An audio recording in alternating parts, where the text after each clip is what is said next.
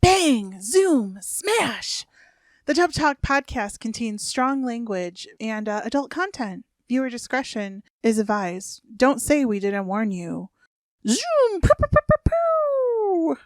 It also contains spoilers for any and all anime, including the Pet Girl of Sakurasou. I drew pictures! I just spoiled you right there, so sorry. Pow, pow, bang! Pew, pew, pew, pew, pew, pew, pew, pew, pew.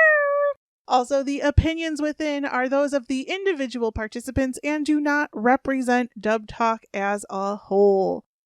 Wah! Tears! Wah, wah, wah, wah, wah. All that being said, please enjoy the show. It's one of my favorites. We'll take you over to the opening. Here we go. Love you guys.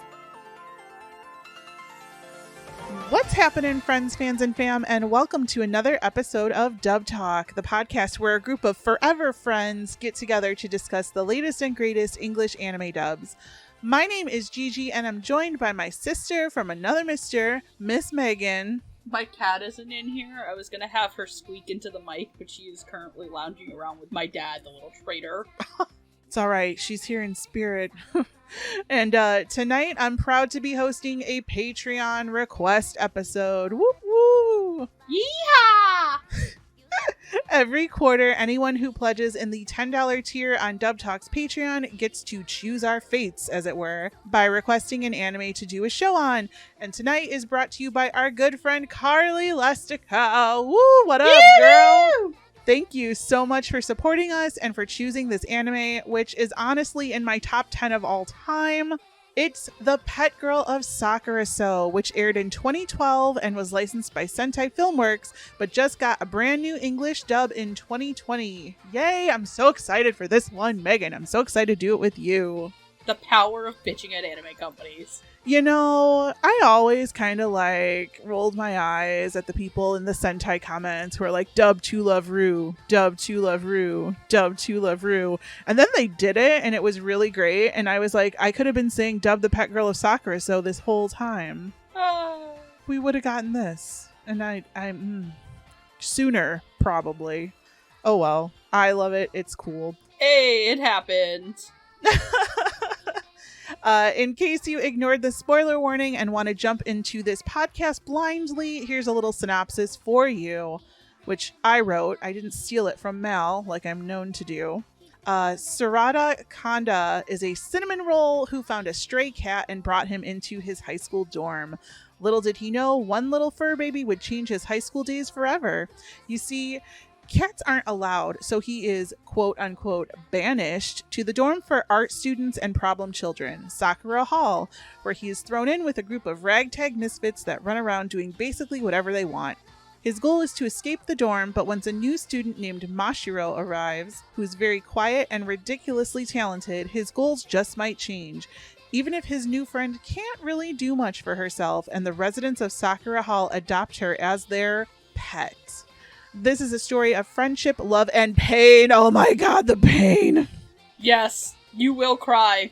Oh, and it's brought to you by the same studio and author who brought you Toradora and Golden Time. So put on your school uniforms and get ready for another day with the kids of Sakura Hall. Not the kids in the hall. That's another show. If you're cultured enough to get that reference, put a thumbs up emoji in the comments. I was gonna say, the weird thing is, I was kind of on the fence about watching this besides you recommending it to me, and then another good friend of mine, who I call N1, goes, Megan, I'm surprised you haven't watched Sakurasou. You like things by, Atsuko Ishizuka and Mari Okada. And I was like, are you fucking kidding me? So I blind bought it. Heck yeah! As you should. I own the old version with the subtitles. The new version will come eventually, because, High Dive, as of this recording, doesn't have the last 4 episodes up. Rip. So I'm gonna fake it. Shh, no one can know. And rely on Megan entirely. Ding! For those last 4. Oh my god. This show hurts me so much. It hurts me. It's just on the one hand, the show has a point of being a little too horny. On the other hand, immense emotional pain. Like, and I honestly didn't remember any of the thirsty parts. I was like, oh my god, this show is so painful. Which is a big for you. I know. Usually I remember those because I'm not a big fan servicey person. And when I watched it the first time, I was just like, I couldn't stop watching it. Like, I literally sobbed myself through from the Christmas episode to the end. And this time, I almost sobbed myself through the Christmas episode to the end. I did take a break in between. I, on the other hand, just decided to watch it all at once. Oof. And somehow managed to survive. Girl, you're the real MVP. If somebody's like, how the fuck did you watch all of this in a day? I'm like, well, my back hurts really bad and sitting up sucks. Might as well. I was like laying in my bed and I watched like the first 2 episodes with the boyfriend, and then he like tapped out and I was like, all right, well, it's just me and my emotions to watch the rest of this. And then I was going to watch it with him last night and he was like, you know, they stopped the dub at episode 21, don't you? And I was like, no. I was like, what do you mean they stopped the dub at episode 21? He's like, it's not up yet. And I was like, fuck. So I was like, well, up 20 it is. And then I subtitled the rest of them. But that's good because I get a good comparison and I like doing that anyways. Yes. So yeah, this anime is part of like the Holy Romance trilogy from JC Staff in like the early 2000s. That was like early 2010s. Oh, that's what I meant. Sorry. I don't have no concept of time anymore. None of us do. Like, Thanks, human malware. Exactly. Like, but I know that this is my favorite out of the 3. If I had to rank them, like, in the order that I like them, it would be Pet Girl of Sakurasou, then Golden Time, then Toradora, which is blasphemy for pretty much anybody else, but I don't really care for Toradora. I've never seen the other 2. Oh, good. Well, I literally just blitzed my way through Golden Time, so I'm going to be making a lot of comparisons because they're like in the same wheelhouse. So speaking of the same wheelhouse, our directing and our writing team, the director is different from Golden Time, but our writer is the same. So our director for the Pet Girl of Sakurasou is John Swayze. He's directed such other trash fests as Domestic Girlfriend. Woo! And he's also done Review Starlight and After the Rain. And our writer is Marta Bechtal, who did Food Wars, Made in Abyss, and the aforementioned Golden Time, which if you listened to the Golden Time podcast, my biggest downfall of that anime was the writing in the dub. Awful writing. But luckily this one's not as bad.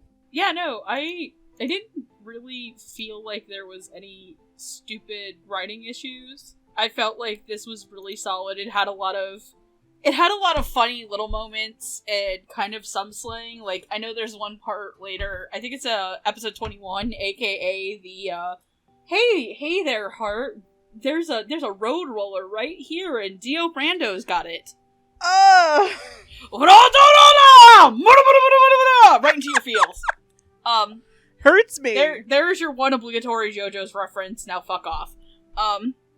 There was a part where after Nanami cries, she goes, "My face looks all grody" to Sorata. That's in the sub too. Oh, she does say grody? That's in the sub, yeah. Okay, then yeah, this seems like really faithful because I noticed when I was trying to make a gif of my favorite part of the entire anime, and that is Rita grabbing Dragon by the hand, and the lines were almost exactly 1-to-1 what was in the dub, but it didn't feel like it was really stiff at points.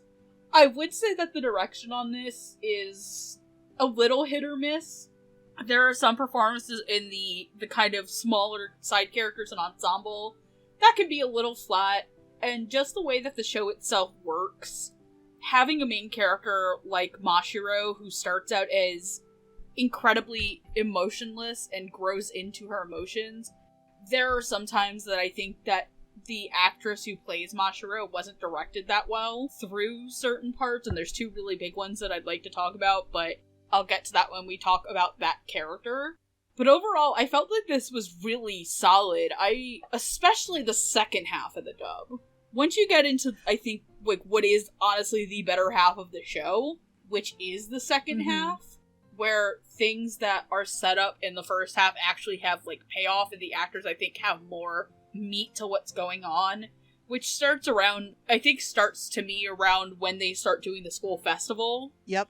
That's when I think a lot of the actors who are, I don't want to say are, like, doing bad, but maybe aren't as on top of their performance as some of the other characters. There are some characters that come out of the gate absolutely swinging, where you're invested in their performance day one. Those guys start picking up in the second half. And then overall, just because I don't have experience in the sub, but I have, again, a couple of friends who do, a lot of them actually felt like this casting was very much like what they expected it to be. Except for, I know I was talking to my friend N1, he expected Nanami and Misaki to be switched, but everything else he was like, yeah, no, that's what I predicted years ago if they were gonna dub this. Huh. So maybe, in this case, maybe you could say the casting is a little bit too safe for a Sentai dub, because this does have a lot of your big, like, Sentai heavy hitters in it. But that doesn't make it necessarily a bad directing or casting thing. It's just, like, you have to sometimes you take the safe option, and it works. Like, there are plenty of Funimation dubs that work that way. Yeah, you know, I was pleasantly surprised, because after the train wreck that was Golden Time, at least in the first quarter of it, which, again, I'm gonna bring it up because I gotta bring it up because these anime are connected. So, and I literally watched them back to back. There's gonna be comparisons between them, but that, oh my god, the first, like, 7 episodes of Golden Time was rough. This one came out swinging right out of the gate. I was like, holy shit, Greg Ayres. Wow, I have really missed you. And I was like, holy shit, Lucy Christian. Like, I know she's Ochako and My Hero Academia or whatever, but I've been kind of struggling with the stuff that I've personally watched to find, like, a really good Lucy Christian role. Like, when I talk about her, I'll name the ones that I normally think of her as, but I was like, oh, this is perfect. Like, I really liked a lot of the casting, and I'm okay with it being kind of Sentai, you know, classic, good old classic Sentai. Just because I don't feel that we've had a good old classic Sentai dub for a while. Like, yeah, definitely. Like, these are like old school actors, and they're doing what they do best. And I'm really glad that they brought their talents to this anime because I like it so much, but also because of, like, the heavy hitting stuff that it gets to in the second half, which is all about failure and rejection. And you're like, oh my god, these poor little cinnamon rolls are gonna hurt. They're gonna hurt bad. Can these actors make it sound like they're hurting? And they did. The writing, to me, it did feel very, very close to the original material, but it worked in this case. Yeah. I know it didn't work the last time, but this kind of worked because it didn't feel stilted. Like, maybe, and this has something to do with the acting and the directing of everybody too, where the actors brought conversationality to all of the lines, which really helped. Like, it really, the one thing I didn't like was that Sorta's nickname from Misaki is Kohai in the Japanese. So she calls him youngster throughout the whole anime. And I was like, that is a weird choice. I know, like, it's like almost direct translation. Like, what else can you call a Kohai? Like, little bro? No, thank you. Yeah, no, little bro would have been really out of place. Yeah, especially with his younger sister who's there constantly. Who's the actual worst character in the show. Oh, the worst. But, like, it's very faithful. I can only think of, like, a handful of times where it wasn't pretty much a direct translation, but it worked in this case. There's also a lot of, like, on-screen text that sometimes is read and sometimes is not read, so you have to, like, keep up with it when you're watching this, because if you're not paying attention and they're not going to read all the texting that Ryu does, or, you know, that the guys do back and forth, like, sometimes they read it and sometimes they don't. It's a choice. But I will tell you that my favorite choice that this dub made was Nanami is from Osaka, and if you're a seasoned anime viewer, you know that the typical Osakan accent for English dubs is Southern. How you doing, y'all? I'm from Osaka. Y'all, I got my spurs and my cowboy hat on because I'm from Osaka. Is this chicken of the sea? Is that tuna or is that chicken? Oh shit, I'm from Osaka and we say roll tide. Roll tide? As you all know, Osaka is the Alabama of Japan. Oh my god, I Not really. No. I don't think people in Osaka fuck their cousins. Ouch. I will not apologize for being a dick to the state of Alabama. They know what they did. Oh my gosh. Well, that's the normal, like, Osaka dialect, and an English dub is Southern, right? So Nanami's studying to be a voice actor. I like this part a lot. She, instead of having a Southern accent in the English dub, has a Boston accent, and it comes out when she gets flustered and fucking angry, and it is the best thing I ever heard. Whenever Nanami gets upset, she yells at Boston sports radio and tells you to go get her some Dunkin'. I was like, whoever made that choice, thank you. It's probably John Swayze. Thank you so much for that wonderful choice that happened there, because Soata, I need you to go get some Dunkin' for me. we go into Boston, we get into cars. Like, oh my god. Soata, I need you to park the car and have it yard. Let's go over the bridge with little Carlos and get some cannolis. I was like, oh. The Departed. Larry Bird. Thank you for all 5 people who know what that's a reference to. I don't, so thank you, 5 people. I loved it. I was like, that is such a good choice. I applaud it, because once I heard she was from Osaka, I was like, okay, well, she doesn't have a Southern accent to start out with. And so I was like, okay, well, she's trying to be a voice actress. Oh, good. So she should be losing the accent. And in the back of my mind, I was like, I wonder if the accent's ever going to pop out. And there it was. And I was like, yes. But then, like, as the show goes on, like, it fades. Like, what a good choice. I love that choice a lot. That was probably my favorite thing. It is originally it was like, this is really bad, and then I was just like, oh, this is great. Like, once you get the context behind it, you're like, oh shit, there it is, fam. But I think it really worked. I liked a lot of the casting choices for the main characters.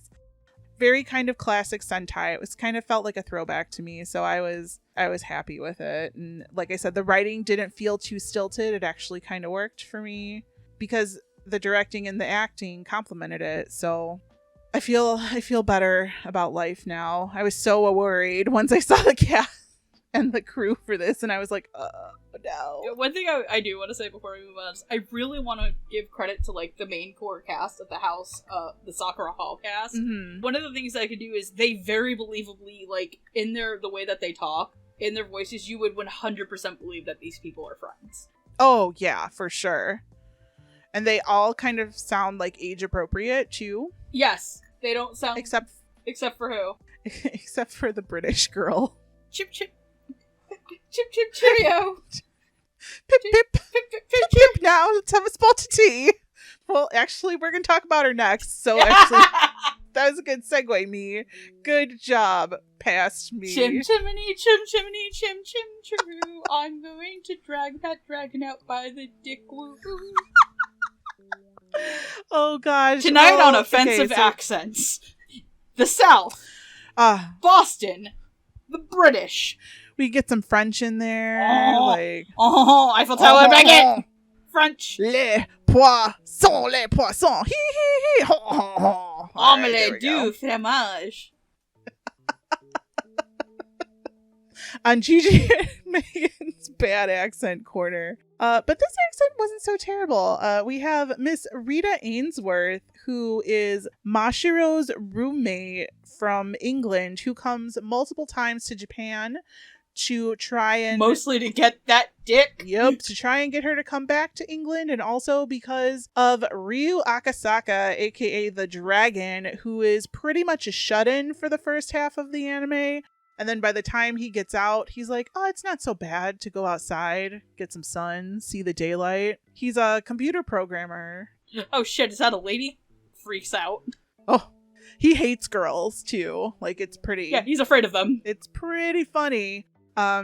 Rita Ainsworth, who has the British accent, is played by Skylar Sinclair, who's also played Hatsume Aoba in Release the Spice, Eve Wakamiya in Bang Dream Season 2, and Mayuko Sato in Just Because. And Ryu Akasaka is played by my boy! Yes! Blake Shepherd, who plays Soma in Food Wars, Iki in Amnesia, and the love of my life, Laito Sakamaki in Diabolic Lovers. Rita rolls up. Call me bitch-chan. Hello, love. Can you call me bitch-chan? Can you call me They say bitch that in chan? Japanese anime. God bless us, everyone. Fun fact, Ryu in Japanese is actually voiced by a woman. Yes. And it's Yui Horii, who's like one of my favorite Japanese voice actresses of all time. Fun fact, she is also the maid in the Japanese, but it's credited as ? Is she really? Yes. That's awesome. Yeah, Switch. Also be, shout out to Holly Sagusa as the maid. She was fucking great. Yeah, she was very funny. I was like, yeah, that's adorable. But, oh man, Rita and Ryu, they're pretty adorable. I don't know, man. I really enjoyed their chemistry. And the one thing that I will say about Skylar's performance is, boy, was I not expecting a British accent. In the Japanese, they don't even try. It's just like Japanese. Well, yeah, it's just flat because it's really hard to tell if they're doing an accent because I don't know what a Japanese person doing a British accent sounds like. I don't either. But like, can anyone find us one? Please link in the description below where you call us like stupid and shit.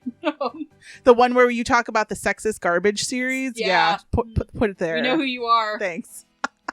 But no, one of the things I really appreciate is I actually like it better that Ryu is played by a male actor in English. Because when I went to go make the gif of Rita kissing Ryu at the airport, I felt like it was too feminine for his age. Like, I get it, the joke is that Ryu does kind of look like a girl. I get that's a joke. At one point they do stick him in a dress, and I actually thought it was a different character. But no, one of the things I like about it is, like, this is, like, the nastiest Blake I've heard in a while. I know we've got the tried and true nasty boy in his nasty boy booty shorts. But Laito is like the sexy nasty boy that you're like, hell yeah, baby, I'll jump into your cum dumpster. Or I'll be your cum dumpster. I can't believe I've said that, but... Twice. Wait for the Gleipnir episode, everybody. I will be unabashedly awful. Sorry, Marissa. But... the thing is that, like, he's so blunt and straightforward because I like the idea that it's not that he's emotionless, it's that he views emotions as, like, a bug to the human condition because he's masking how much he's been hurt. Because when Rita asks Maid what happened, and she lets it out that Ryu is the type of character I think I like because I see so much of myself, me and him, in that Aww. I can also be overly harsh when I don't think somebody's working as hard as me, and be kind of a dick about it, and I also don't like to leave my room. Ryu's my favorite character in the show. Aw, yay! But I think that Blake gets that across, that, like, he's not malicious on purpose, he's malicious because he's afraid of, like, getting close to others, and by the end of the show, he genuinely cares. Yes. He does like his friends. And he does soften up, because he's a lot less blunt, and he's a little bit more soft in his talking. Like, his first line that you hear from when he comes out of his room is, "Can you please shut up, you sound like mating animals." And that's about as blunt as you can get. And then by the end, like, where him and Rita are outside, he goes, like, you can hear, like, he doesn't really want to go inside, because he knows he's gonna start being emotional, and he doesn't want the others to see it. To which also the delivery of is, yeah, by now Ponytail started crying. Cut to Nanami bawling her fucking eyes out. Yep.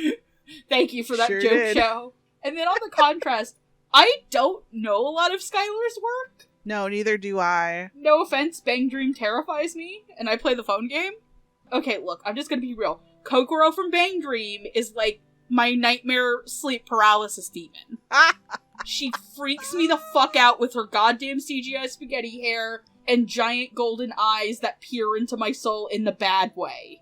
I don't know a lot about Bang Dream. I like the girl who wears the marching band hat all the time. Which what is she blonde and short? No, she's tall and dark-haired. Oh, she's in the band with the animal mascot. Yeah, I know. That's Kokoro is also in that band. She's their leader. Oh shit. The little God fucking damn sleep it. paralysis demon is their leader. Ugh. I'm sorry to every Kokoro stan, but Kokoro is a fucking demon. It's oh my god. It's Kaoru. You like Kaoru, but then again, Kaoru is like every lesbian Utena dream girl. Yeah, that's my type, so why stray? I mean, also Michelle is great too, because she's just a girl who's like, I can't fucking do this, fuck this noise, and she's stuck in there. Eve is one of the girls on Pastel Palettes who is like the cute puffy poppy girl group. Oh, okay, I can see it. Yeah, they also do the cover of the first crystal opening in that game. The first Sailor Moon crystal opening is the phone game. Anyway, this isn't anything about Sakurasou. I just need to go on a Bang Dream rant. And remember, kids, Kokoro is a sleep paralysis demon. But, do I think the accent work is some of the best British accent work I've heard? No, not really. No. Is it suitable? Yes. Is Skylar's acting good even Yes. through it? Absolutely. I think she was a little bit rough to start off with because the British accent was so very much like Julie Andrews is about to come fuck up this house. And let's be real, if Mary Poppins showed up to Sakura Hall, things would be a little less wild than they are now. Still weird, but... And a lot cleaner. Yes. And the cats would be dancing in little outfits. But I think for me, the scene that Skylar needed to nail is when Ryu calls her out about how she feels about Mashiro and that she's being selfish and weak. Right. For saying it's Mashiro's fault for giving up art. And I think that she nailed it, and I genuinely felt my heart tug at that. And I think Blake did the better job between the two of them, but, like, these are two... Blake's a really great performance, and Rita's is really good. Yeah, I mean, I was surprised. Like, I heard the British accent in the preview, and I was like, who the fuck has a British accent in this anime? Because I forgot Rita existed. And I was like, oh, okay. Like, I was very confused because at first I thought it was her mom because I had forgotten. And I was like, okay, that sounds about right for a mom. And then I was like, oh, she's her roommate. Are they supposed to be the same age? Like, with the accent, it sounds a little older, but it works because Rita's kind of like a character anyway. And it's at this point where Sakurasou needs to have some comedy injected into it, despite the thirsty fan servicey comedy, which some people like, some people don't, and I'm just like, forgot it existed. But I think that it helps to just bring a little bit of levity because you don't really expect to hear somebody speaking in a British accent. I thought she did pretty good. Like I said, it was very Mary Poppins for me, but it worked. I mean, Mary Poppins, I think, probably would fit in at Sakura Hall. She is kind of a misfit. I mean, everybody loves her. What the fuck is wrong with all of you? Ah, yes, another episode we'll ruin by singing Disney songs. I love it. You love it. Why break from tradition? You put the two biggest Disney heads in the episode. It's true. I'd say it'd count through with Noah's here, but Noah's like obligatory Disney head, but he hates it. He does. Poor dude. One day we're gonna drag him down with us. Anyway, back to things of cultural merit. But no, I didn't know this was Blake Shepherd. Dude, Blake Shepherd's my boy.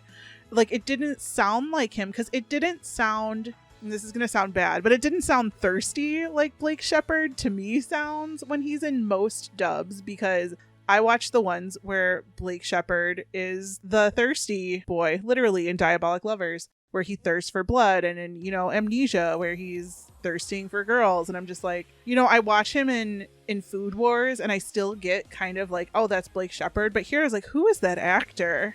When you said he's thirsty for girls in Amnesia, is he the guy that got drunk and showed up at her fucking house? Yes. Okay. Yes. Okay, yeah. He's thirsty for booze of one kind or another. Oh my god. But I was really surprised by his acting here, because it's not like the typecasty Blake Shepherd character that he would play. And that made me really interested.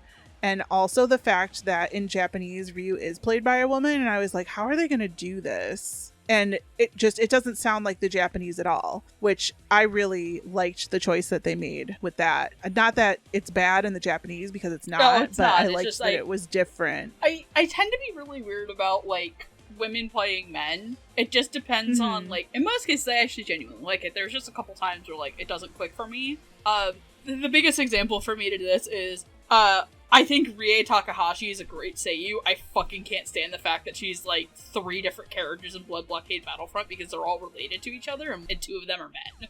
Or, like, in Villainous, where they made all of the male voice actors push their voices to be the little kids instead of just getting the women like they did in the Japanese. Right. It's a hard line to tread, but I'm happy for the choices that were here. Also, I liked Skylar's acting. Like, Skylar could act her way around this, to the point where once the anime ended, I like shipped them together. Not the actors, but the characters. And I was like, oh, this is a good ship. I like how this is sailing. Yes, good. It made me really happy. It's wonderful. It's wonderful. And like when she kept getting her heart broken, like that was kind of devastating. But Ryu came around in the end, like a good dragon should. And she got her comeuppance at the end because she embarrassed him at the airport and everyone was happy. Yes, the entire airport cheered. That's what I want out of life. That entire airport was full of thirsty Japanese people. I want people to cheer for me in the airport one day. That's living the It's dream. literally just gonna be me screaming. Because I'm a good best friend. And I will be... Do you need some giant fat asshole to come scream and cheer for you at the airport when you get with your lover like a bad Hollywood movie? Call Megan. She'll do it. $50. But if you're my friend, I'll do it for free. If you're a stranger, nah fam, that service comes with it. Pay up. Also, plane tickets must be provided. We're all hopping on the Magical Express. Megan just starts cheering for random shit over and over again. Oh shit, you sat down! Woo! Yeah! That's so great! Your kid vomited on the Matterhorn! Yeah! That's right, little Timmy. That's how we live our lives, That's guys. right, little Timmy. Your balloon fell away. Woohoo! I give up.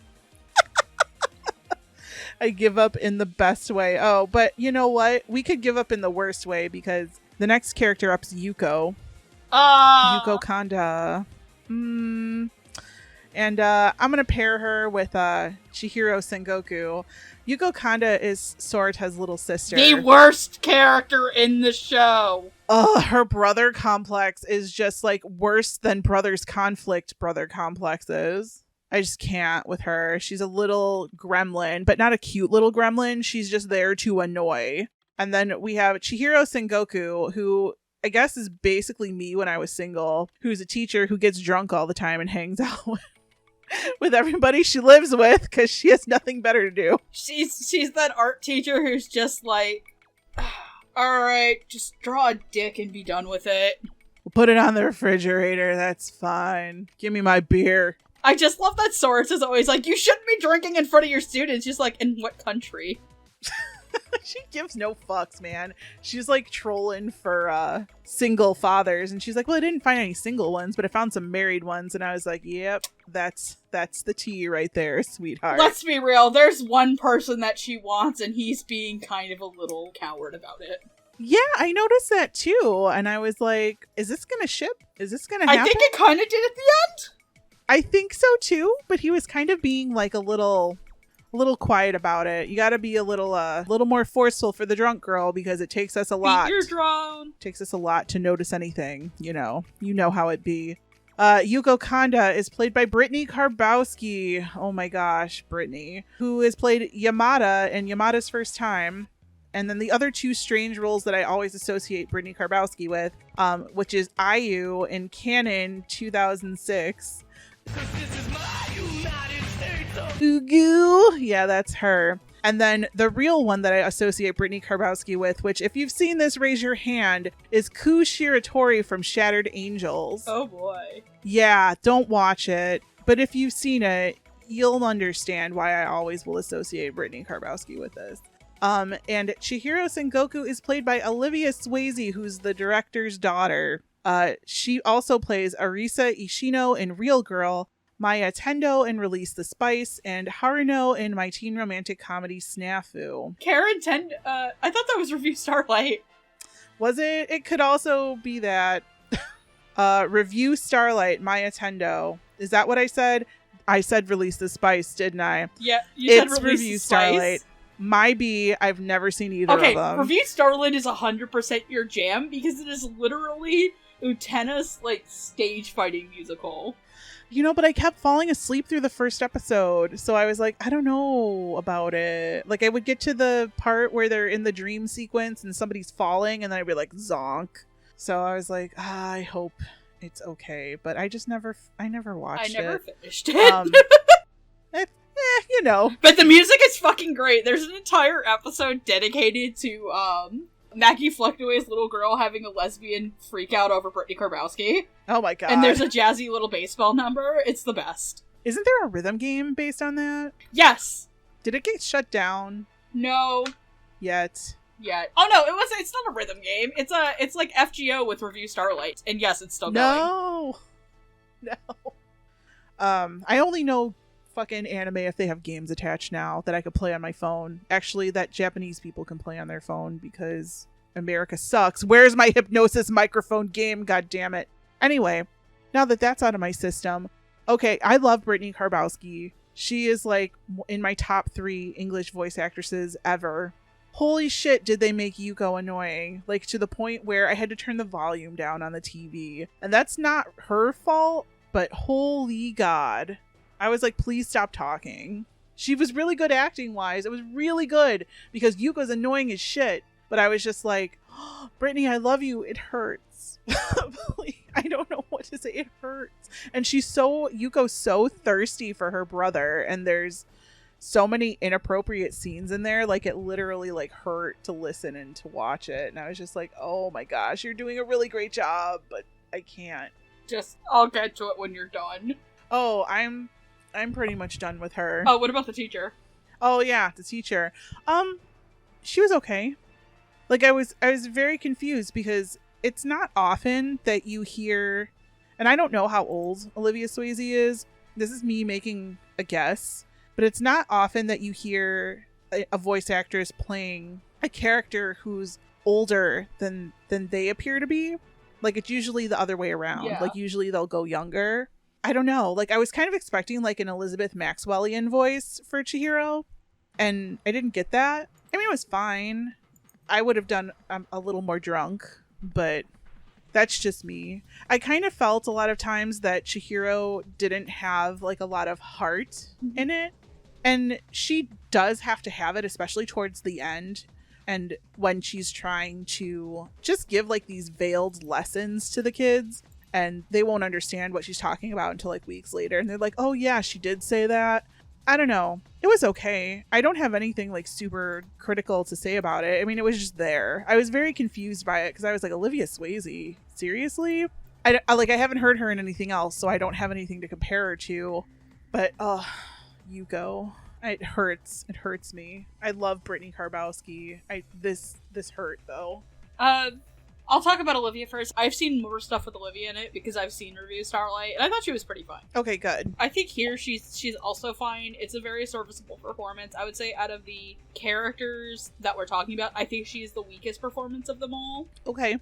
Mostly because I don't feel like she added anything to the show's emotionality with her performance, and this is a show that is incredibly dependent on its emotionality. Right. And here's the thing also too, like, I expect her to be in the show more often, and she just kind of was an afterthought, and it's like, oh, she's done these things off screen, but there's no real, like, thing to be there. So, I guess there's that.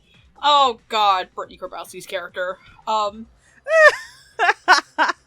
Brittany Karbowski is at her Brittany Karbowski-us. Like level 20 out of 10. And that's fine, because this character is at level 20 out of 10 who just needs to go die in the fire. Oof. Like, I know I shouldn't be saying that about, like, a 13, 14-year-old girl, but this is what I mean by, like, the show at its worst. Let's be real. I'm not a person who likes a lot of really dumb fan service. Like, everyone likes to think that I'm anti-fan service and anti-not safe for work. That is completely wrong, and I want everybody to know that. Like, hi, I buy a lot of porn. I have a box of BL in my room. I literally have a fan magazine dedicated to Dimitri from Fire Emblem Three Houses having sex with different characters. I am literally waiting for a fan magazine to open up for Fire Emblem 3 houses depicting them all as different types of gods, and it is 18 plus only. My Patreon, outside of Cartoon Cypher and like maybe a couple of other things, is dedicated to mostly not safe for work LGBT artists. Get it, girl? So hi, I am not opposed to sex or sexuality. I am opposed to a middle school girl being groped in the bathroom of a public bathhouse by girls who are at least 2 years older than her, and having a nearly 18-year-old guy say, "Don't worry, you'll grow into it," after they have mistaken her for a third grader. It's not cute. It's creepy. Yes. Literally, the scene before they go to the public bathhouse because the bathtub is broken in that, when she says, "I'm in my third year," is they all say, "Wow, you're tall for a third year," as in they think she is a third grader. I honestly don't think the show would have lost anything if they just didn't have that character entirely. I get that it's probably there from the original light novel. I'm sure. There's a lot of points with this show, like, if it would have cut down the horny sometimes, it just wouldn't have, like, been that bad. And God bless Brittany for having to work through this. I think Siscon or Brocon characters are some of the worst characters that actors have to play. Yes. I feel bad for actors when they have to do it. And you're like, oh, well, it's acting. Yeah, it's also really creepy to play, like, a 15-year-old girl who wants to suck her 18-year-old brother's dick. Yes. Please stop. Please. Stop. It just sucks because, like, I love Brittany Karbowski, like, and this is literally her at, like, a level that I have not heard Brittany Karbowski at in a very long time. And it's just annoying tiny child.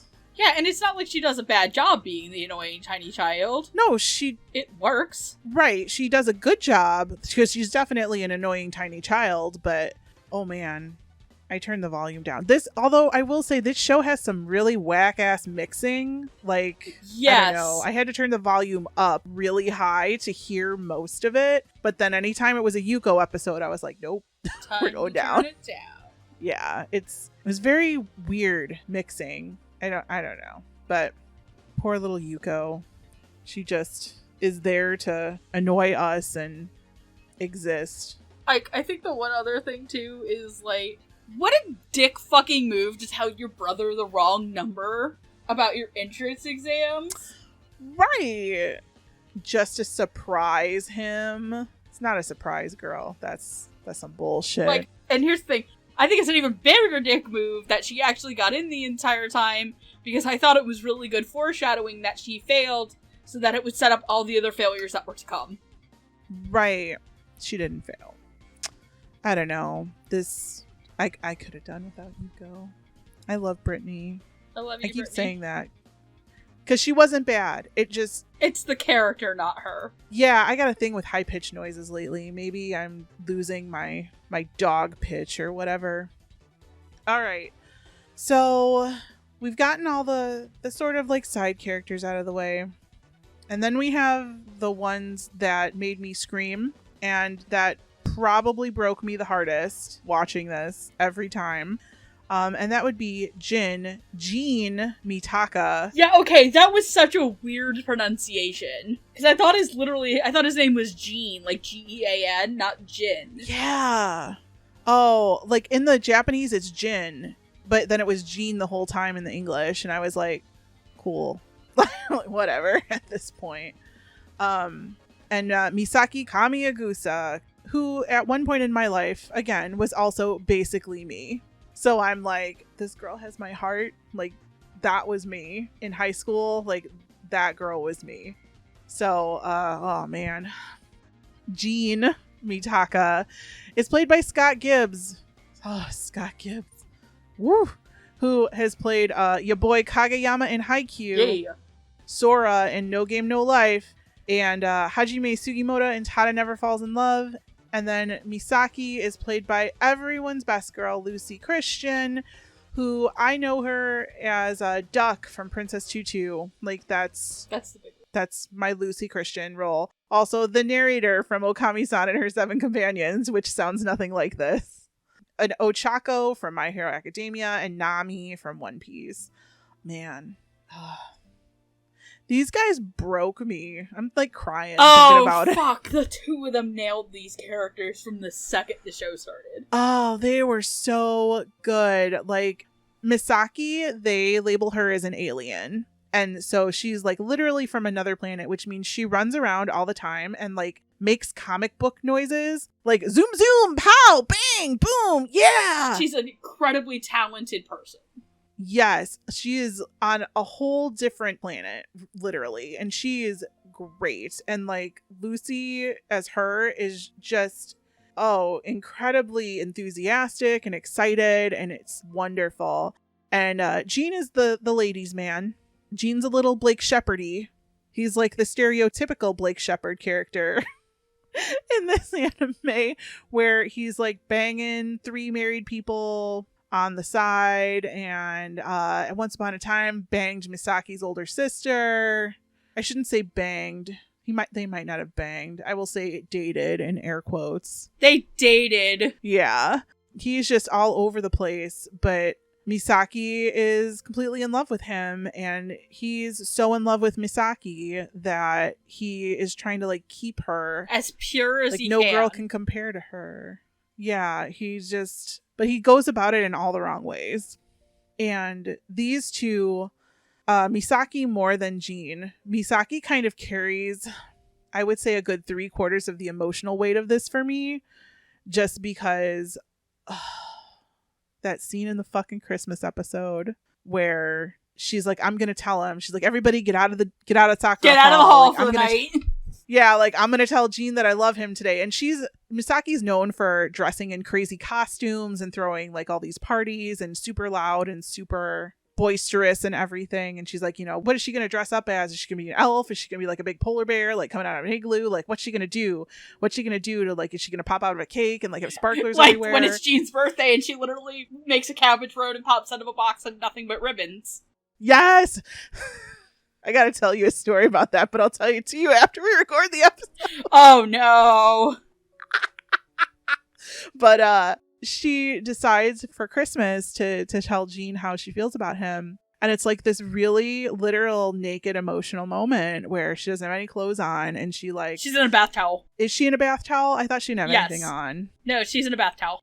Okay, she has a bath towel and comes up to him, and she's basically like, I'm in love with you.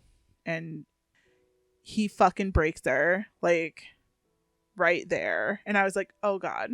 I was like, my heart is broken. And this whole time that Lucy's playing Misaki as this excited, full of life character who's always super happy and running around and playing with everybody. And now she changes her voice to make it like nothing. Like there's nothing there. And oh God, it broke me so hard. Oh God, just like, he's got the box in his hands! Gene, you coward! I was like, oh shit, like I was texting, he was like, oh shit, he's got a ring!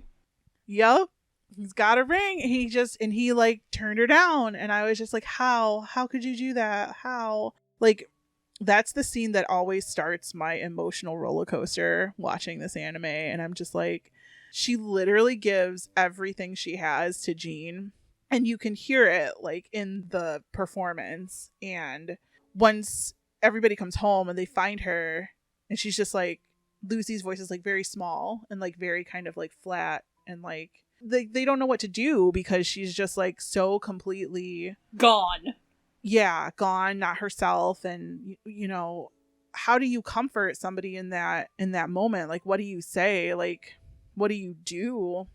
You can't really do much. I mean, even if you've been in that situation, what are you going to say? Oh yeah, that happened to me too. No, nobody fucking cares that happened to you. Like, you got to focus on me now, me who's sitting on the floor crying. But it's like, oh, it hurts. It hurts. And then the other time, Misaki is like at the end, she gives this beautiful speech at graduation that I'm going to let you talk about because I didn't hear it dubbed, but on the sub, it still got me.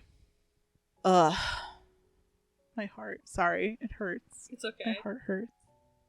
Please talk about this graduation speech so I can like cry some more. Oh my God. So, this is like the year where Megan, I think it's a Buffy the Vampire Slayer scene. Have you ever seen the image of Buffy, like, trying to eat the pancakes, and there are just more people shoving pancakes at her? Yes. Okay, that is me with Lucy Christian this year. It's literally, oh god, they're all so good. And Misaki is like, oh man, Misaki came out of nowhere. Because I actually didn't know it was her for a little bit. Like, I was on Pain Brain, so I got to play the game of, are you Lucy Christian, Brittany Karbowski, or Hilary Haig for a minute?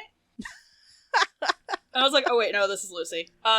Lucy Christian is probably one of the best performances in this show, bar none. For sure. Like, she carries so much of this weight, because Misaki is such, of the two really eccentric artist character in the series, Misaki is a lot more fascinating as a character than Mashiro is.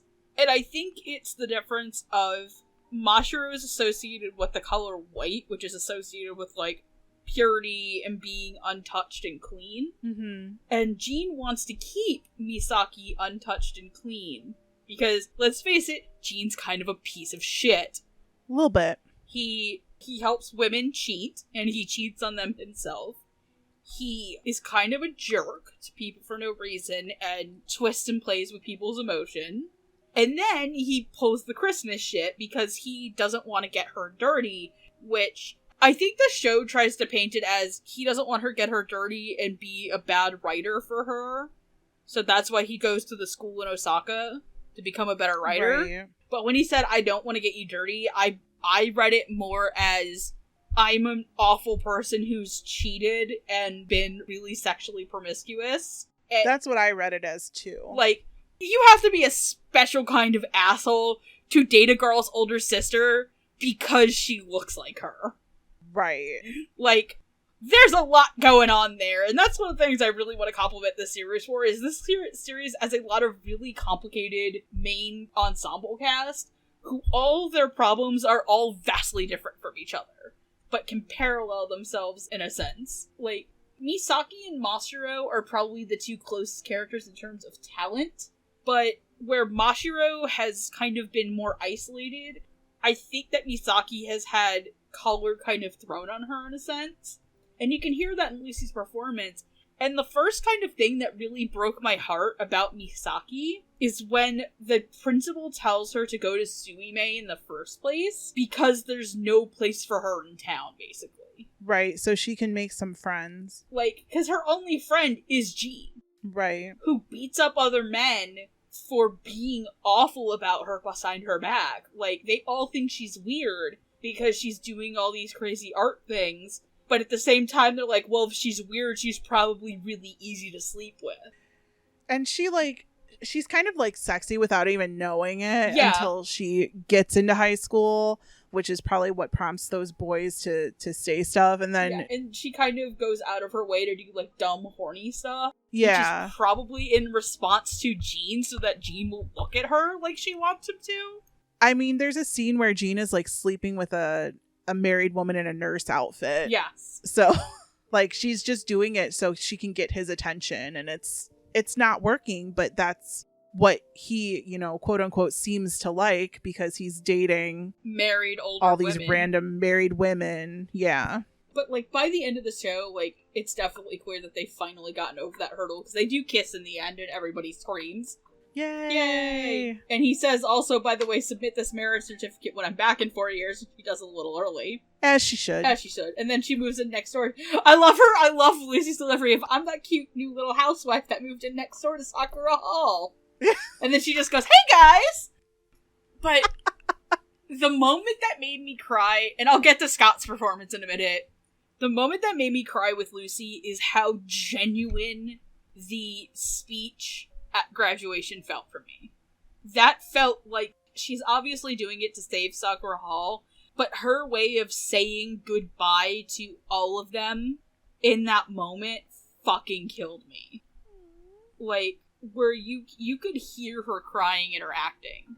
And just, like, the way she said goodbye, and especially how she says goodbye to Sorata, really got me, because one of the things I genuinely want to compliment about the show is that Sorata and Misaki are good friends that are male and female, and there's nothing sexual between them. Yes. And that is so rare to get in anime. And, like, never at one point did I feel the need to ship them together. No. And the way that Sorata's actor talks to Misaki, who's played by Lucy, is fantastic. That graduation scene just is, like, there's a lot of moments for Misaki to nail, but that as her last big moment of, like, true eccentricity, where I think the thing that really gets me is that you can tell that none of the teachers actually like her either. Aww. And they're all shocked when she's being genuine, but because you as the viewer have watched the show so much, you know that she is a genuine person. Right. And just being able to have Lucy get that moment is just a testament to how good of an actor she's been over the years. And then, oh, Scott. Huh. Oh, lordy. As my friend N1 has said, this is the most Scott Gibbs character to ever Scott Gibbs. He is the Scottiest Scott. Oh, God. Like, the second he dies, I was like, yep, perfect casting. He really nails all of the sides to Jean, including being a slimy bastard. Yep. Because Jean's an asshole. My favorite delivery in the entire show is when Jean finally proposes up on the roof, because they hold him down, is that the teachers, including Ian Sinclair... Yes, Ian Sinclair's in this. I was like, there he is. There he Found is. him. Found him. When they break down the door and all the teachers are on the roof and the kids all go inside and he goes, teachers, thank you for your last 3 years. Suckers! And he just closes the door and locks it. And then as he's running, it's like, oh no, this is gonna be Sorata's problem. Why? 3rd years aren't required to come back to school right now. Suckers! And just, there's like this level of sensuality where he tells her he can't do it because he wants to keep her pure. And you're just like, oh, this is heartbreaking, but damn, you're good. I know.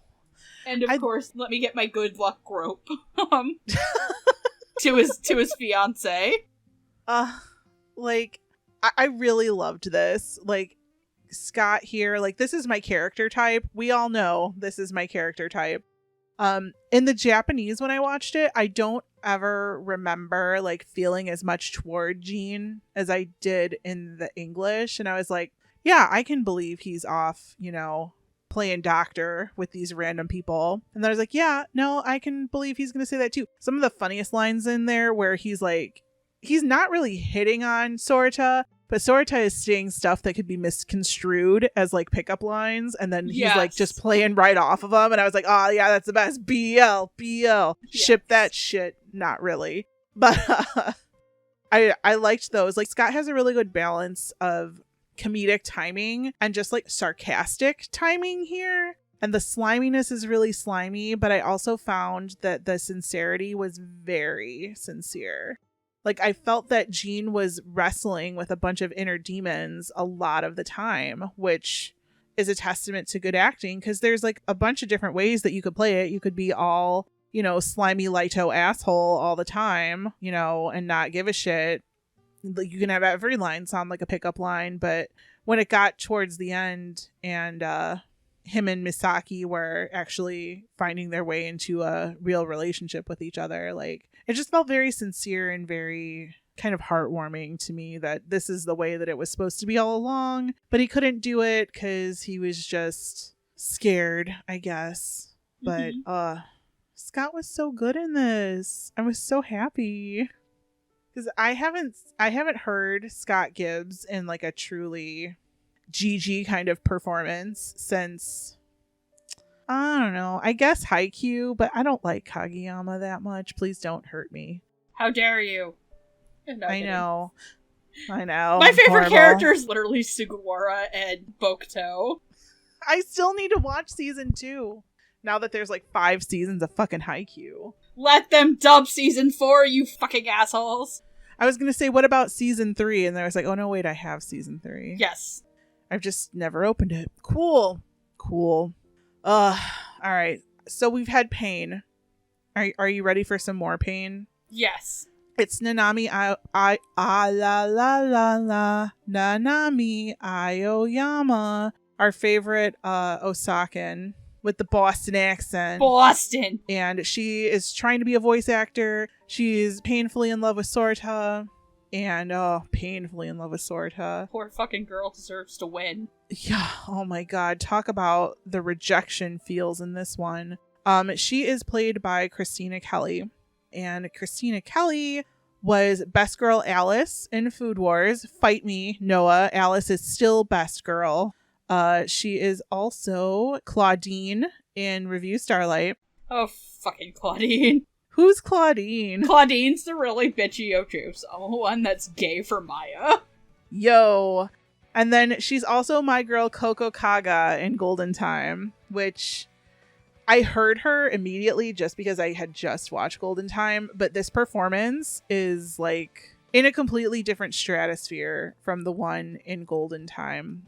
I gave it kind of shit there because it was like very over the top and very dramatic, and I was trying to figure out if there was any kind of like heart or any kind of emotion behind it, or if it was just being super over dramatic with nothing behind it. And like a lot of the way that Coco would speak was kind of like had weird melodic tones to it. It was really weird, but holy shit, she's so good in fucking Pet Girl of Sakurasou. Like, I'm blown away by how good Christina Kelly was in this performance, just because Nanami, much like Misaki, has a fucking roller coaster of emotions she goes through too. She's always working so hard. She works a bunch of jobs and she's putting herself through voice acting school, and her parents don't even want to be at this high school anyway. And she, leaves her dorm to go hang out with the Sakura Hall people because she can't afford it. And, she has to also be a voice actress who is getting training. So she also has to have kind of that, she's voice acting as Nanami here, but she also has to kind of voice act as a voice actress. It's a weird thing that she has to do that kind of sort of differentiates certain parts from one another. And then at the fucking end, she has to completely fall apart. And oh, geez. It hurts. It does. It hurts really bad because Nanami gets rejected not only by Sorta, but by her classmates in voice acting school. She gets rejected with her audition to join like a management agency to become a voice actress. Her parents rejected her. She is not winning today, fam. And man, I felt this really hard. It really hurt. I was like, oh my god, she's like me, because like I see myself in all these characters, right? So like Misaki was me in high school, and like Chihiro was me like a couple of years ago when I was single, and now Nanami is me like all the time because I'm always doing too much work, and then I'm never getting what I feel I should get out of the work because of how much effort I put into it. And it's just, ooh, I don't know. It's a lot. I would like to explain my thoughts better than ooh, but I also, because I didn't get to see it dubbed, I want to know how that rain scene was from her. So I was warned about episode 21 going into it. Yeah. They're like, episode 21 is the one that fucking hurts. That's everyone's favorite episode of Sakurasou. Is the one where Dio and his road roller comes for your heart. And there ain't no Jotaro to stop it. There's your second JoJo's reference. Never ask me for anything again. So, I think the rain episode is where I went from Christina Kelly is doing really well to this is a performance that I think is Christina Kelly's best that I've ever heard. Oh, thank God. Thank God. I thought the part where she's on the bike with him. Yes. And she does the practice version of the speech, but it's not actually her practicing. Mm-hmm. And she says that kind of broken I love you. And then she immediately goes, haha, just kidding. And you can kind of hear it. You can tell it's her faking it. Like, everyone, right. Like, sub fans will be like, oh, what a bad performance. She sounds so flat and so fake. That's the point, you dingus. Right. If you're gonna, act, quote unquote, to tell a boy that you love him, and you're gonna throw it off afterwards. Have it be real. because you're being real and not faking it, which makes me wonder maybe that's why she didn't pass her audition, was because she did the best take to him. We wasted the good surprise on you. But man, that Reen scene where she is just ugly crying and breaking down and talking about how it's not fair is just so fucking good for Christina. Like how I said, you could kind of tell, like, maybe Lucy was crying recording Misaki's speech. I could feel Christina crying in that moment.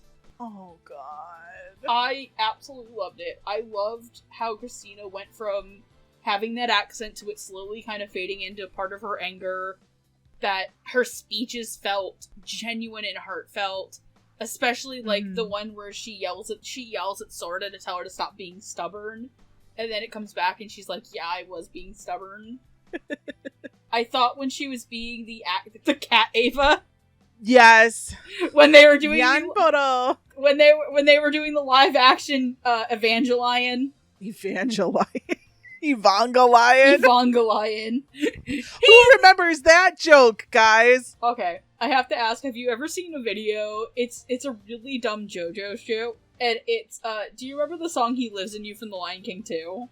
Yes. It's, okay, so the joke is that it's from JoJo's Part 4, where Okuyasu sees Josuke's mom for the first time, and he's like, dude, your mom is hot, and then in the background the song He Lives in You comes on as Kakuin fades into the sun behind him. All I'm thinking is, like, whoever visually edits this, can you please just slowly fade in a picture of Alejandro Saab? Yes, please! And then just fade it out. With just, like, the He Lives in You music just softly playing in the background so we don't get hit for copyright. Oh, God, my heart. But, like, even when she's being the fake actress for that, where she's like, you can tell she's putting her heart into it, and, like, you can tell that Christina has to act like bad high school play acting. It was really cute, though. She's like, shout your love! And I was like, I love all the kids in the house being like, the fuck? Like, come on, why aren't you doing it? We need your help. This is the weirdest fucking episode of Darling in the Franxx ever. I'm also saying this, Nanami should have won. Fuck you, Mashiro. I agree. That's the ship I wanted. But by the end of it, I think the best thing about the end is, by the end of the show, in the last episode where they're welcoming all the new kids to Sakura Hall, she sounded like a young adult, and it worked. And Good. It felt right. And it felt happy and warm and stuff. So that's all I've got to say. I was real happy with this. Like, I feel so much better inside that I knew when I watched Golden Time that Christina Kelly could act better than this. I think she had to be given the right material because she just fucking knocks it out of the park. So I'm very, very pleased and happy. And Nanami broke me. Like, it hurts, man. Like, all this rejection. Like, anyway, I'm having a moment with myself over here because, yeah, I don't want to be rejected today. Let's not do that. No rejection. You guys love me, right? Yeah? Just I love lie. You. I love you too. Always. I always loved you. Haha, just kidding. Just kidding. Wah, wah, wah. And you're just there in that moment like, baby girl, no.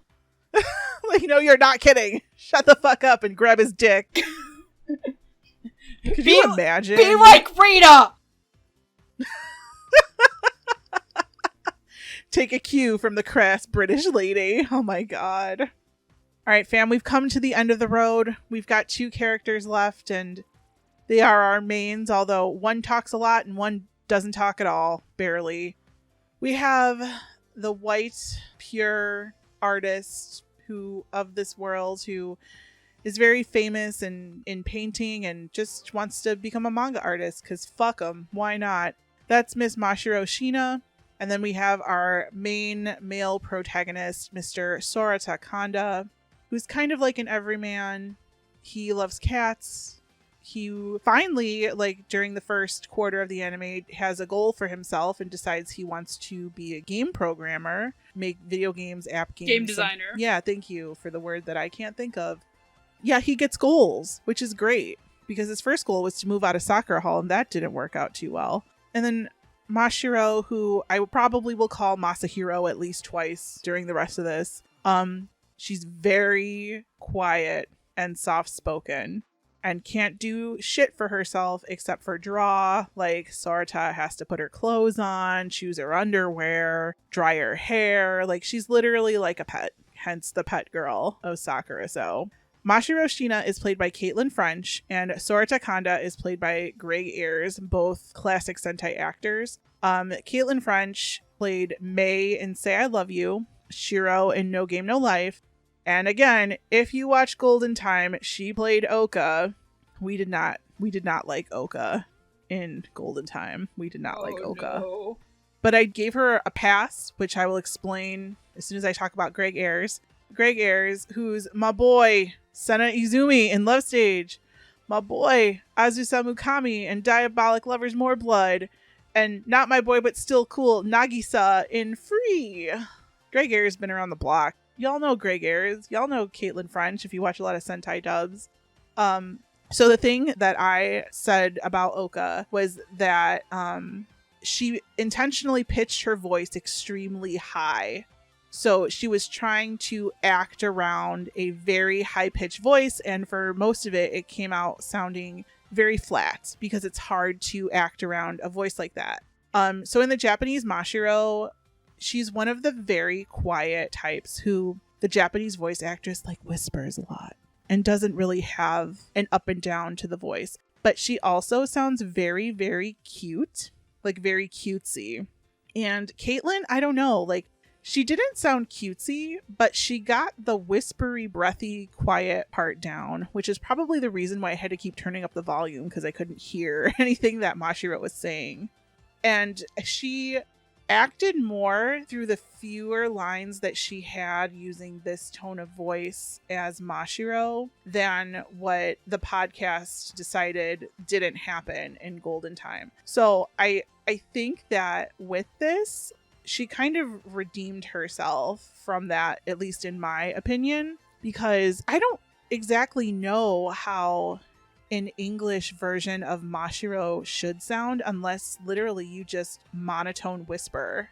And I think she did what she could with it. Like towards the end, when Mashiro started to become less of a pet and more of a person, when her real voice came out, like when she was shouting backstage at the festival, like I think it really came across as powerful when Caitlin wasn't whispering anymore. And I did kind of feel like just in the way she was speaking that, yeah, this girl needs some help buttoning her shirt. Like, I don't know, like she sounds kind of helpless. And I think as the anime progresses, Mashiro gets less and less helpless, which is good. And I felt that the tone of her voice changed a little bit, which was really helpful in kind of fleshing out that character. I mean, it's not my favorite thing I've ever heard. Like, I'll be real with you guys, like Lucy and Christina, they carry the show as far as female performances are concerned. But I don't know what you think about our girl. Caitlin French is an actress that I think is very hit or miss as an actress. There are times where, like, she has to be used in a very, very specific way, I think, for her to work for a lot of people. And at first, I wasn't totally on board with her as Mashiro, because I think she made Mashiro sound a little too flat. But as the series went on and Mashiro starts to, develop a personality, I think that's where she started to excel in those more subtle changes. Instead of having to be like, Sorata, pick out my panties. Like, that stuff. Like, yeah. Or like, Sorata, do my hair. I think, however, there are two really big parts to her character that I think she didn't necessarily get right, and I think it might be on the directing. Okay. Is when she tells Sorata to get out of her body, because Sorata said something and she's starting to fall in love with him, and it's distracting her. I remember. Yeah, I didn't think that was executed as well as it could have been. And I think her actual scream at the festival was a little bit too flat. Okay. But when you finally got towards the end especially where Sakura Hall is going to get destroyed, that is where Caitlin absolutely nails this character. Okay, good. I think that is where she gets it. And the scene at the train station where she's like, I'm hurting you. And Sorata's like, no, because I'm in love with you. You don't have to leave Sakura Hall. Sakura Hall isn't Sakura Hall without you. Like, that part, fucking great. Yay. Perfectly done. Like, at that moment, that is where I felt okay with Mashiro as a character. That is where I finally was like, alright, fine. You are a character I can get behind in this weirdo band of kids. To me, I think that Mashiro always felt as more like a toy than a person. Right, like a little doll that everybody's dressing up. Yeah, and then when she finally became a person, I was like, okay, now I understand where you fit in with this group of weirdos. So, by the end of it, I was really, really good with Caitlin's performance. And then, Greg as the pussy magnet Greg. Literally. That man has more charisma than most harem protags. It's true facts, man. Let's be fucking real. It's true facts. Like, if I put a picture of Sorata, everyone would call him a dink, and, like, no way that this bastard could get, like, two, like, really hot girls, like, hanging off him, but I'd be like, no, he actually has a personality, and that's why he deserves it. And Greg is doing his Greg. That's not an insult. I like Greg Ayres' acting, and this is very much what I expect from him. He excels in this role. I think I like Scott and Blake's performance a little itty bit better, but, like, this is what I love about Greg Ayres' performances. It's funny, it's a little high-pitched, but, like, when it's time for Greg to take his little spear and, like, stab it into your heart, like, hey fam, my character's having a good time. It'd be terrible if you just, like, tripped over and fell into a vat of lava. He gets it. And that speech where he finds the letter from the game design company that they want Mashiro's art and not him. Oh, shit, yeah. Just, like, the amount of venom in Greg's voice during that scene of, well, this is just how the way works. It's always for you and not for me. Because Rita's whole thing earlier that if you stay with Mashiro, she'll destroy you. Because Mashiro, she felt, took away all of her, like, fun in being an artist and drove people away. How that kind of almost comes true in the end. I was like, fuck you, show. Fuck you. I just got that now that you were saying it. God. Wow. The pain. How do you feel about Greg? You know, I hate to say, hey, it's typical Greg Ayres. It's really super consistent and funny and professional, but it's typical Greg Ayres. Really super consistent, funny, and professional. Like, I hate saying that shit, but, like, Greg Ayres is a really good, seasoned voice actor. That gets a lot of hate for no reason? What? Why? People he's are like, so oh, good. He's so high-pitched, blah, blah, blah. It's like, shut up. Whatever. Fuck off. I bet you were high-pitched before your voice broke, too. Shut the fuck up. I don't know. Like, I think he's great. And, like, in real life, he's funny. Like, he has a lot of charisma. Like, I love when I got my token Rambu book signed by Greg Ayres. He's like, Sword Daddy! I was trying to find my Vanguard card of him! To which, by the way, yes, Greg Ayres plays Vanguard, and it's kind of fucking great. Oh my god. I don't know, like, it's very hard to find a Greg Ayres performance that isn't inherently Greg Ayres. Like, Senna in Love Stage, Greg Ayres. But that performance is so good. I know, it's like my favorite. Oh, that's like extremely Greg Ayres. I always, for some reason, remember him as the best friend in Clannad, and I don't like Clannad, but I will remember Greg Ayres as the best friend in Clannad until the day that I fucking die. I just remember him because of videos of him getting his ass beat. Not Greg, the character in Clannad. Right. I think the one time that Greg Ayres sounded different from what Greg Ayres sounds like is probably in Diabolic Lovers, where it just sounded like he's kind of like, I'm Greg Ayres, but I'm mellow, and I'm going to eat you, and then slice you open with this knife on the wall, or slice Greg myself Ayres open. as the best character in Diabolic Lovers, because he takes the teddy bear and yeets it into the fire. No, I was gonna say, if you really want to hear, like, does not sound like Greg Ayres at all, track down Chrono Crusade. Okay, I would like to hear that. Track down Chrono Crusade and wait until he goes into the form of Big Chrono. You'll be like, the fuck, my dude? Oh my god, I would love that. But I love him normally, and I'm happy that he had gotten cast here because I really love this anime. And I'm glad that the main people were given to voice actors who, I don't want to say have a lot of experience, but I guess are a little more seasoned. Like, just because I love this so much, it's something that I wanted to hear. Like, if this were going to get dubbed in 2012, like, a good majority of the cast members could have still been cast in this in 2012 and made it work. But now they have, like, more experience. So it's like, 8 years later, they have 8 more years of experience under their belts, and they just made it sound even more wonderful. So, I don't want to throw Greg a bone and saying, hey, it's Greg Ayres being Greg Ayres, but I like it when Greg Ayres has lead roles. Like, I think he does great in them, but there is a camp of people who like Greg Ayres and people who don't, aka the people who are right and the people who are wrong. I like Greg Ayres. I don't feel bad when he gets cast with things. I was gonna say, I don't know if you've ever seen it. If you want another really good Greg Ayres role where he isn't, like, the more high-pitched Greg and gets to, like, throw his hat into some drama, Gridman. Oh yeah, I've never seen that. He is Brandon's best male friend in that show, and he is fantastic in that. Okay, I'll have to check that out. Also, Gridman, best Trigger anime, fuck you, fight me comments. I don't like Trigger anything. But you'd like Promare because it's gay. I just bought Promare in a nice edition. Promare is literally the fight between a weeaboo himbo and his twink goth fire boyfriend. I like the colors. Not gonna front. That's why I bought it. Because I like the colors. Have fun with the explosion of colors. Yay. There's a lot of, like, fun colors in this anime too. Like, it's a very artistic looking on purpose. I love it. And I love the first opening song, Days of Dash, which is like, you can't hear that piano version and not cry ever again. When they bring Days of Dash back for the end.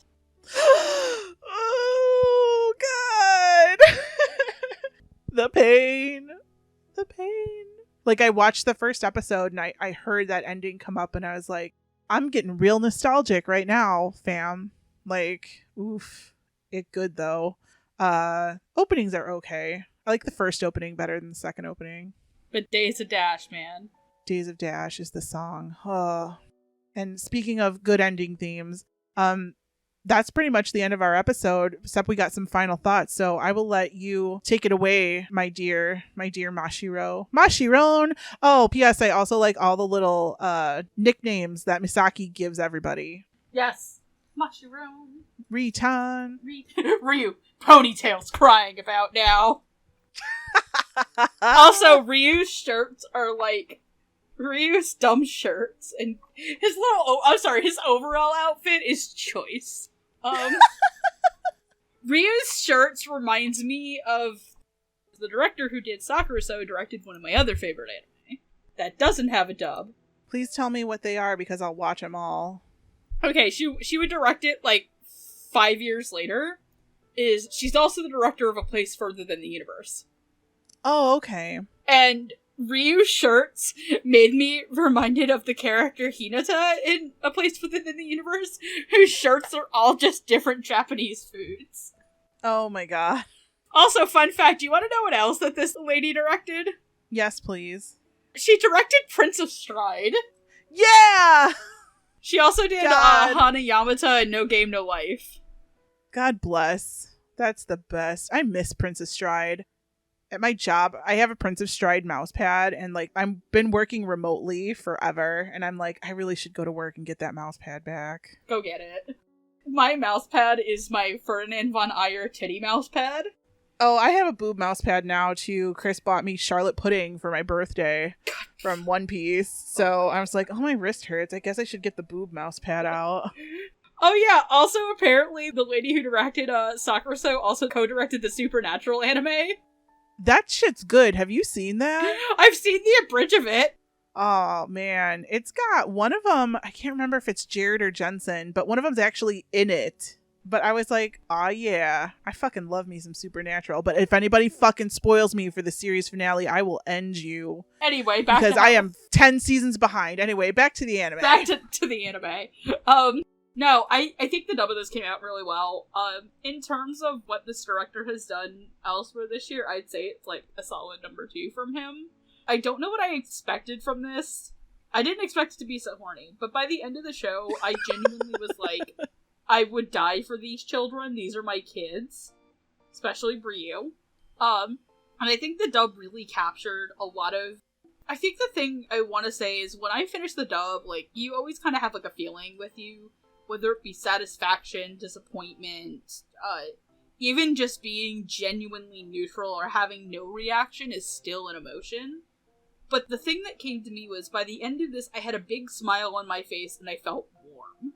Yay. And this dub felt warm. And that's a really interesting thing to say. Because when it comes to dramas, sometimes they leave you, like, in fucking tears. And with jolt. Like Stars Align. Or they leave you feeling melancholy or wistful. Like, I'm staring my Makia poster right in the face. Oh, jeez. Which is also written by Mari Okada and is basically, like, my second favorite anime movie of all time. But Sakurasou is definitely worth checking out. I will say, though, if you are really opposed to bad fan service, the first half of the show will be a slog. Yeah. That's but true. The overall product, I think this is a really good dub. I definitely think the dub is worth checking out. I 100% recommend it. Yay! So like I said at the beginning of the episode, Pet Girl of Sakurasou is in my top 10. It will probably always have a place in my top 10. Most of the anime in my top 10 are the ones that fucking hit me where it hurts. I like those really kind of like emotional porn anime where I'm going to cry at them a long time. And this one certainly makes me cry, especially with all the characters and the themes of like rejection and failure. Cause I know we've all been there, but it's rough, man. And you get those feelings welling up inside of you and you're right back where those characters are. And I'm like, oh, please stop. Like, I don't want it anymore, but I'm going to keep watching it. And because this anime is so dear to me, I was just praying that the dub was going to be good. I really was, because we had it subtitled for so long and I was like, I'm okay with this. But then when I heard like miracles happen, I was like, holy shit, I really hope it's good. And then I was a little apprehensive because, like I said, I watched Golden Time before this and Golden Time goes with this. And I was like, Golden Time, if you haven't listened to the episode, is not a bad dub. It just takes a long time for the actors to get into their characters. And I don't like the writing.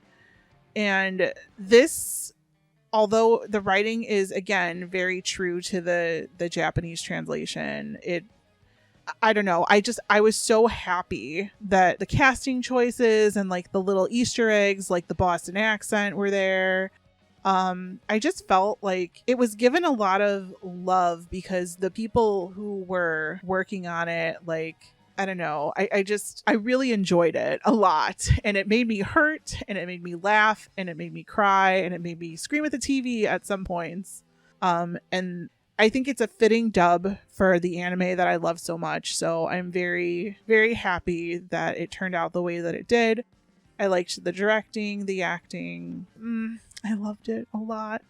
Don't be shocked if you see some Sakurasou in my dubbies, fam, because it makes me feel all of the things. And thank you to Carlie again for choosing this for us to talk about today. Carlie.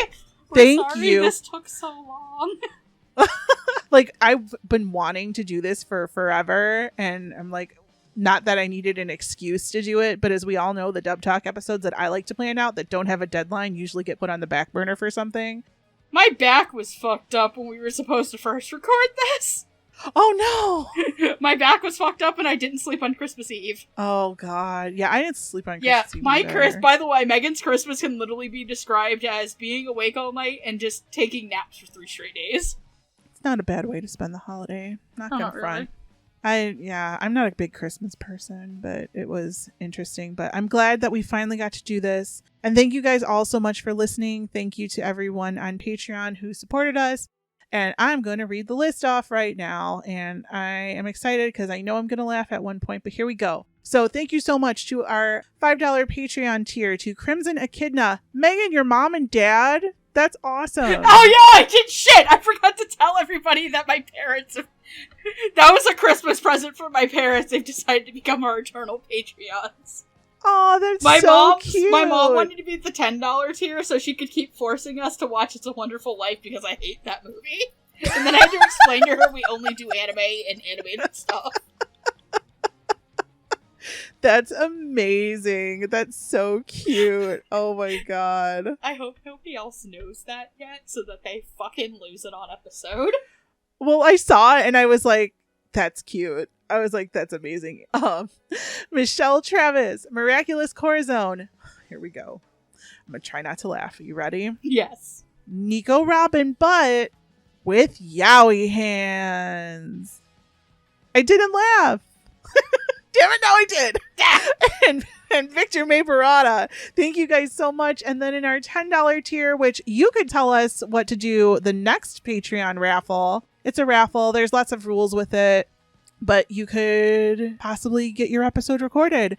Thank you again to Carlie, Jacob Wilson, J2, aka Jared, Marissa Lenti, and Otaku Anthony. Thank you guys so much. If you want to support us again, Patreon. We also have a Ko-fi tip jar, and you can listen to Dub Talk on Spotify, Apple Podcasts, Google Podcasts, all the podcasts, Podbean, all that kind of stuff. YouTube channel. You can follow us on Twitter at dubtalkpodcast. I don't know if anything else is ever updated anymore. I said that the last time. We don't know. Lots of things. Follow us on social media. Megan, where can people stalk you? At Twitter on Queenerity, where I shitpost pictures of my pets, including, at the time of this recording, Bailey and her cones.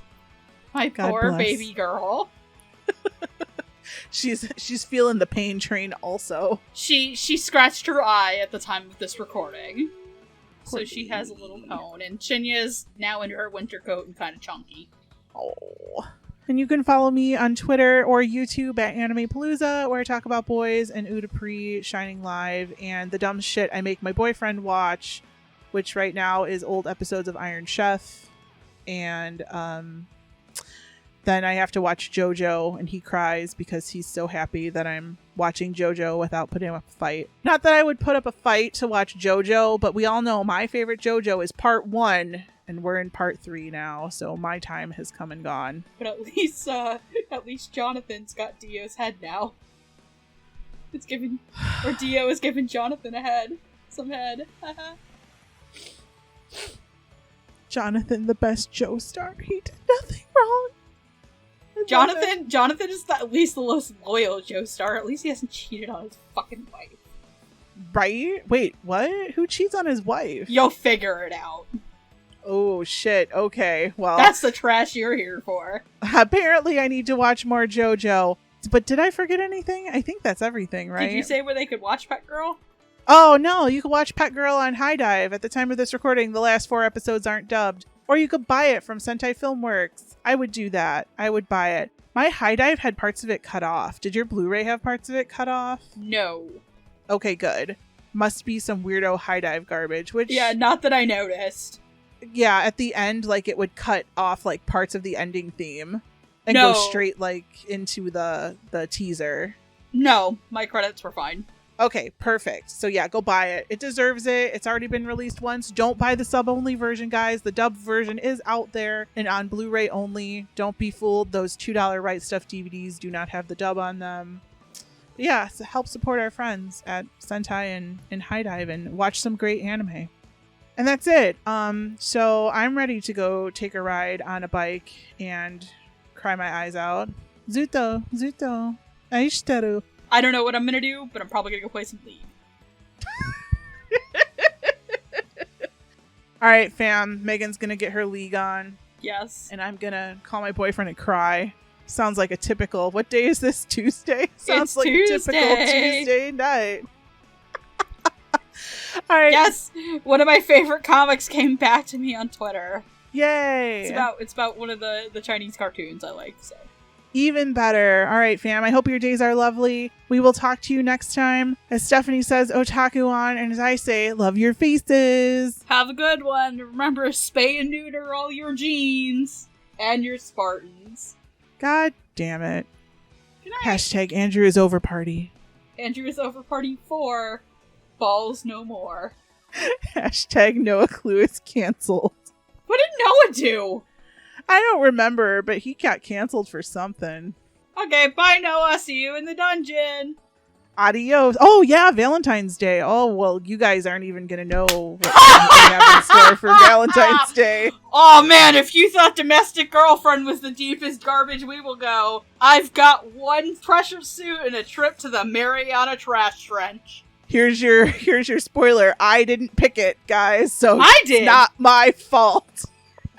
This time, it's Megan's fault. Yay. We'll see you then. Bye. Bye.